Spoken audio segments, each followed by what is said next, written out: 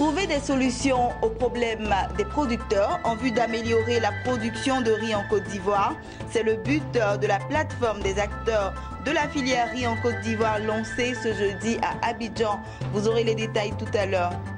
Une solution pour réduire la consommation du courant électrique.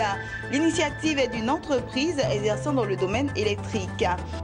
Et puis, une université francophone d'été a été mise en place à Abidjan. L'objectif, réfléchir sur l'impact du sport et de la culture dans le développement. Voici pour le sommaire. Bonsoir à tous et bienvenue au journal de Business 24 Africa. La plateforme des acteurs de la filière riz en Côte d'Ivoire a été lancée ce jeudi à Abidjan, initiée par le NEPAD, nouveau partenariat pour le développement de l'Afrique, avec son programme Grove Africa, en partenariat avec l'Office national de développement de la riziculture, ONDR. Cette plateforme vise la recherche des solutions aux difficultés des producteurs en vue d'améliorer la production de riz en Côte d'Ivoire. Un commentaire de Sandrine Bamba. Avec un besoin national d'1 900 000 tonnes de riz blanchi par an, le riz fait partie des céréales la plus consommée en Côte d'Ivoire. En vue de rechercher des solutions aux contraintes liées à la production, la transformation et surtout à la promotion des politiques du secteur rizicole dans ces domaines, la plateforme des acteurs de la filière riz en Côte d'Ivoire a été lancée à Abidjan. Une initiative du NEPAD, le nouveau partenariat pour le développement de l'Afrique, avec son programme Grow Africa en partenariat avec l'Office national de développement de la riziculture ONDR. Pour sceller ce partenariat, un mémorandum d'entente a été signé entre les deux entités. Alors, avec les autorités du ministère de l'Agriculture et de l'Office national pour le développement du riz, nous avons décidé de mettre en place une plateforme inclusive des acteurs de la filière du riz en Côte d'Ivoire. Quand on dit inclusive, parce que nous voulons regrouper au sein de cette plateforme des producteurs, notamment des petits producteurs, des transformateurs et éventuellement des commerçants. Pourquoi? Parce que nous nous sommes rendus compte que si nous voulons avoir un impact sur la filière du riz en Côte d'Ivoire, il faut agir sur toute la chaîne de valeur. Lorsque la Côte d'Ivoire importe chaque année $1,5 milliard de riz, nous disons qu'il y a des problèmes. Et donc cette plateforme-là sera en quelque sorte un instrument pour aider à trouver des solutions à la promotion de la filière riz en Côte d'Ivoire. Cette plateforme des acteurs de la filière riz en Côte d'Ivoire va permettre à l'ONDR d'être plus efficace dans sa mission première, qui est de créer les conditions d'un développement durable de la filière riz afin d'atteindre l'autosuffisance en riz. Le directeur général de l'ONDR a profité de l'occasion pour lancer un appel aux acteurs de la filière. L'appel que je voudrais lancer, c'est de dire aux producteurs qui, dans certains endroits, commencent à être un peu découragés, de ne pas se décourager. L'État a repris la main pour que les solutions idéales soient trouvées le plus rapidement possible, pour qu'on aille à un développement vertueux de la filière. On a un peu raté parce qu'il était prévu 2017 atteindre l'autosuffisance. Mais là, on va encore se donner 1 an et demi, 2 ans maximum pour atteindre cette autosuffisance, que les acteurs nous fassent confiance. Présent à cette rencontre, le représentant du ministre de l'Agriculture s'est félicité de la mise en place de cette plateforme. Il a souligné que l'État de Côte d'Ivoire est engagé dans le développement de la filière riz. Le programme Grow Africa œuvre à l'accroissement des investissements du secteur privé dans l'agriculture et accélérer l'exécution des engagements. Bonne nouvelle, enfin une solution pour la réduction de la consommation du courant électrique. L'initiative est d'une entreprise exerçant dans le domaine électrique. Selon les responsables de cette entreprise, les réductions sur les factures vont jusqu'à 40%. L'information a été donnée à l'occasion du 10e anniversaire de l'entreprise. C'était ce mercredi à la Chambre de commerce et d'industrie de Côte d'Ivoire. Max Zoubi et Jean-Marc Kwasi. Des équipements dotés du système de maîtrise permettant de faire une économie significative d'énergie de près de 40% de consommation. Ce sont les solutions innovantes qu'a présentées l'entreprise Linis à l'occasion de ses 10 ans d'existence. Ces équipements ont, selon le promoteur, été utilisés dans un appel d'offres par la compagnie ivoirienne d'électricité et le ministère ivoirien en charge de l'énergie. Concernant les coffrets électriques intelligents, ça c'est fait spécialement pour les bâtiments. vous mettez, au lieu de mettre un coffret électrique ordinaire, vous mettez un coffret électrique intelligent. Notre coffret qu'on appelle le TLD 100, ou bien le 200, ou bien le 400, ou bien le 800. Et à partir de là, il va de façon effective décider comment l'électricité doit être utilisée dans votre maison, dans votre bâtiment, dans votre usine, et évidemment vous amener à faire des économies significatives pouvant atteindre 15, 20, 30%, 40%. C'est bel et bien autorisé par les autorités compétentes et aussi nos équipements sont certifiés par les instances internationales de régulation des systèmes électroniques tels que le UL et les services de l'Union européenne. Lors de cette rencontre, Emmanuel Yeo, le directeur général de l'INES, est également revenu sur le bilan de sa structure. Il a notamment défini les perspectives prometteuses pour son groupe. C'est vraiment une fierté pour nous. Pour les 10 prochaines années, on aura 4 sociétés. Il y aura 3 sociétés spécialisées dans des domaines technologiques distincts et une holding qui va gérer ces 3 entités et permettre à ce qu'on soit plus efficace dans la sous-région. La cérémonie marquant les 10 ans de l'entreprise a été meublée par des échanges entre professionnels du secteur de l'énergie et l'auditoire. Le district autonome d'Abidjan, en partenariat avec l'université Jean Moulin Lyon 3, a ouvert depuis lundi dernier à Abidjan l'université francophone d'été.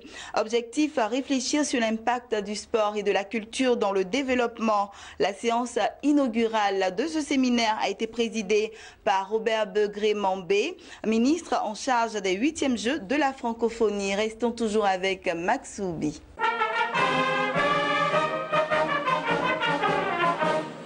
Après les sessions de Dakar au Sénégal et Ouagadougou au Burkina Faso, le séminaire de l'université francophone d'été s'est ouvert à l'École nationale d'administration de Côte d'Ivoire, avec pour thème francophonie et décentralisation, le sport et la culture, des outils au service du développement local. Ce séminaire, initié par le ministère en charge des 8e Jeux de la francophonie, en partenariat avec l'université Jean Moulin Lyon 3, a pour but de réfléchir sur l'impact du sport et de la culture sur le développement des collectivités.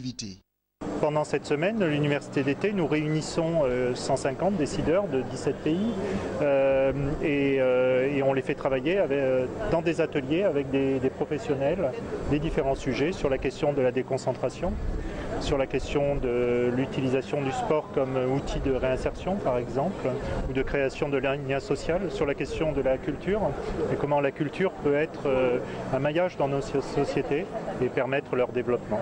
Pour le ministre Robert Begré-Mambé, le sport et la culture sont de véritables outils de développement. Ce séminaire tombe donc à point nommé. La culture et le sport sont des fondamentaux du développement humain. Et si nous les gérons comme il se doit, nous allons nous rendre compte que beaucoup de jeunes Ivoiriens vont gagner correctement leur vie par le sport et la culture. Parce que ce sont les 2 espaces où le niveau d'impact au niveau du PIB dans chaque pays est très élevé. L'université francophone pose les bonnes questions intellectuelles qui conduisent à comprendre que les Jeux de la francophonie sont un outil de développement. Le séminaire de l'université francophone d'été bénéficie du soutien du conseil régional Auvergne-Rhône-Alpes de l'Association internationale des régions francophones AIRF. Il s'adresse aux parlementaires, élus locaux, aux fonctionnaires, cadres territoriaux, responsables de coopération internationale, chefs de projet, experts universitaires, acteurs du monde sportif et culturel. Le séminaire de renforcement des capacités prend fin ce vendredi, à seulement une semaine des 8e Jeux de la francophonie, qui débuteront effectivement le 21 juillet prochain. Parlons à présent de célébration de l'excellence. Après le travail, place aux récompenses. Le groupe scolaire La Rochelle, situé dans la commune de Koumassi à Abidjan, a célébré la première promotion des élèves de la 3e ayant obtenu le BEPC. Ils ont tous reçu des mains des responsables de l'établissement des présents au cours d'une cérémonie en présence de leurs parents. Mangassi Mariam, âgé de 14 ans, en classe de 4e, reçoit ici le flambeau de son aîné Koulibaly Tchefougué de la classe de 3e au groupe scolaire La Rochelle, situé au Remblai dans la commune de Koumassi, district d'Abidjan. Ainsi l'a voulu la direction de cet établissement, dont les 17 premiers élèves viennent de réaliser un résultat de 100% au brevet d'études du premier cycle BEPC. Pour cette grande première, il n'y avait pas mieux qu'une sympathique réception au cours de laquelle apprenants et encadreurs se sont laissés entraîner par l'ambiance.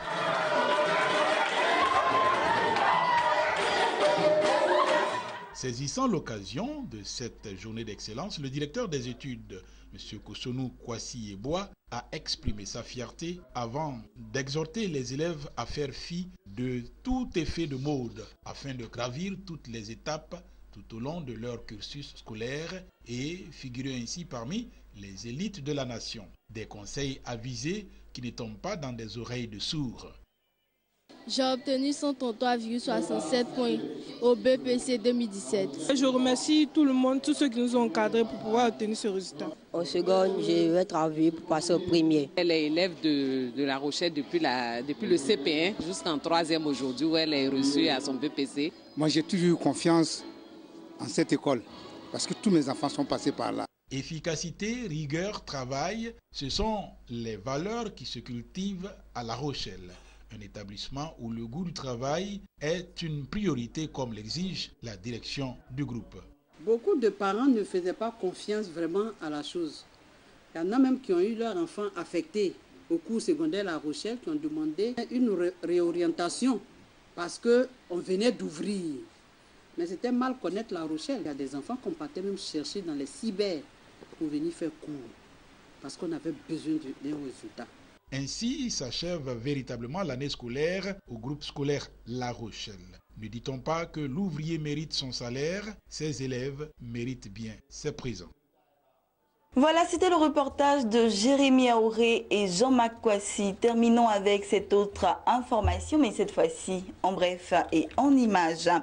En 2016-2017, l'Éthiopie a exporté 221 000 tonnes de café pour des recettes de 866 millions de dollars. Si cette manne financière affiche une progression de 15,6% par rapport aux résultats enregistrés un an plus tôt, elle reste néanmoins en dessous de 940 millions de dollars prévus en janvier dernier par l'exécutif. S'agissant des débouchés d'exportation, l'Égypte a expédié son café vers 57 destinations dont l'Allemagne, l'Arabie Saoudite, le Japon, les États-Unis, la Belgique, la France, la Corée du Sud ainsi que le Soudan. Voilà, c'est ici que nous refermons ce journal. J'aurai le même plaisir à vous le présenter vendredi 21 h. D'ici là, portez-vous bien.